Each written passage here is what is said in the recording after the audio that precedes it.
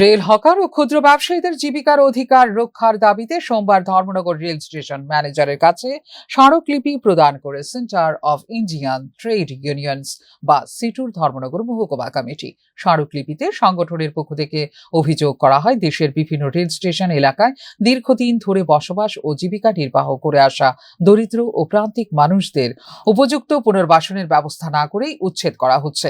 এর ফলে বহু পরিবার অনিশ্চয়তার মুখে পড়ছে এবং জীবিকা হারানোর আশঙ্কায় দিন কাটাচ্ছে।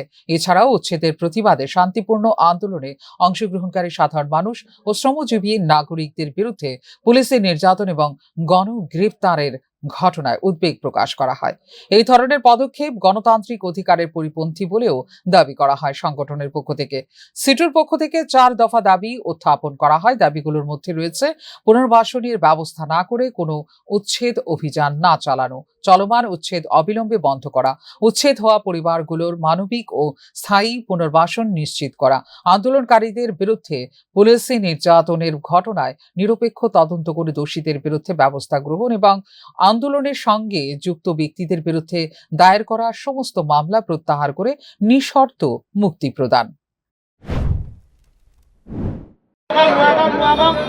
কেন্দ্রীয় কমিটির ডাকে সাম্প্রতিক পশ্চিমবাংলায় বিজেপির নেতৃত্বে ডবল ইঞ্জিনের সরকার প্রতিষ্ঠিত হওয়ার পর দমদম, শিয়ালদহ এবং যাদবপুরে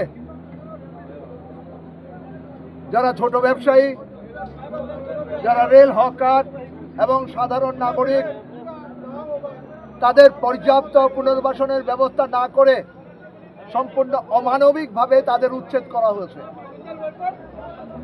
পরিবারগুলো আজকে নিরন্ন,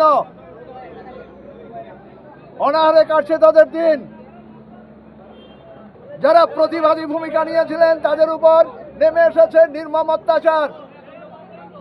রাজ্য এবং কেন্দ্রীয় পুলিশ, সিপিএম কেন্দ্রীয় কমিটির সদস্য সুজন চক্রবর্তী রক্তাক্ত। সিটুর নেতৃত্ব জানান, শ্রমজীবী মানুষ, রেল হকার ও ক্ষুদ্র ব্যবসায়ীদের অধিকার রক্ষায় তাদের আন্দোলন ভবিষ্যতেও অব্যাহত থাকবে। এদিন স্মারকলিপি প্রদান কর্মসূচিতে সংগঠনের একাধিক নেতাকর্মী উপস্থিত ছিলেন। ফিউরো রিপোর্ট, নিউজ নাও।